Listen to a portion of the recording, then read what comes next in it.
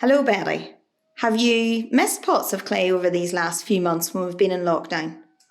Yes, like everybody else, I've missed Pots of Clay and lots of other things. But Pots of Clay was a special morning where I had 2 hours to myself once a month.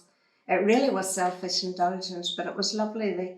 The coffee and the home bakes and the chat and all the crafts and just everything that was there. It was a special morning, so I do miss it. And what did you find you did at Pots of Clay every time you went? Well, everybody knows that I'm quite handless and I'm not really very good at any craft things.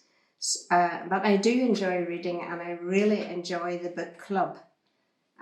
We met on the stage, small number of us, but we enjoyed discussing the book of the month that we had all read or tried to get read. And it was interesting to see different people's points of view on the books. And would you say you've continued doing your book a month now that Pots of Clay hasn't been on? Well, last year, I think, like many people, I did lots of jigsaws and Sudoku and Scrabble and watched too much social media and too many news bulletins and things like that.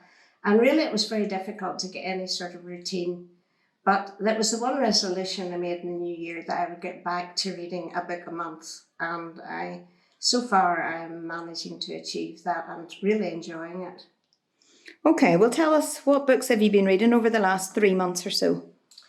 Well, the first one that I have read or reread is what I read at school, Pride and Prejudice by Jane Austen, which I'm sure you all have heard of. Now, the language may be old-fashioned, but there's lots of good things in it, and I think it's something that we all need to guard against in our own lives, that we're not too proud or that we're not proud, and that we can be very prejudiced at times, so we need to watch out for this. And I'll just read you a little quote. It was on a bookmark that came with this book, and it's Mary Bennett who says this, and I think it's appropriate. It says, "I declare, after all, there is no enjoyment like reading. How much sooner one tires of anything than of a book." And those of us who love books, that is quite true. The one that I'm reading at present is based on the war in Syria, but it is a novel, and it's called The Beekeeper of Aleppo. And I'm sure you've all heard of that on the news, and it just shows that even in dreadful times such as war, that the human spirit can triumph. So I've not just finished that yet, but it's quite difficult to read at times, quite harrowing, but I'm enjoying that book. The one that I maybe enjoyed the most was one that I wouldn't have picked up. My brother gave it to me. It's called Three Cups of Tea, and it's set in Pakistan. A mountaineer, he was originally American, and he lived in Tanzania with his missionary parents for a long time.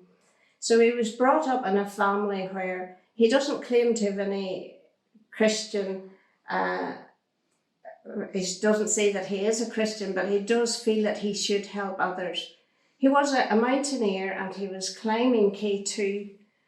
It went disastrously wrong. He was lost, and the local people in Pakistan in this village found him, and he vowed that one day he would go back and he would build schools for the children there, because they had absolutely no schools at all. And this was the time that the Taliban were coming to power, and they were having their schools where they were really radicalizing people.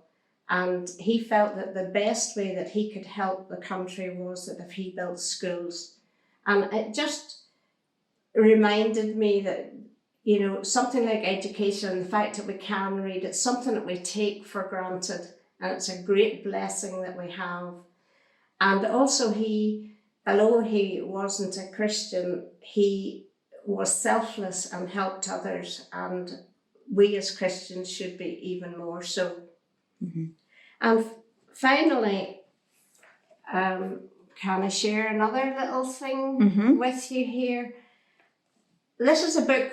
It's called The Word in the Wilderness, A Poem a Day for Lent and Easter by Malcolm Gate. It's a series of poetry, of poems one a day.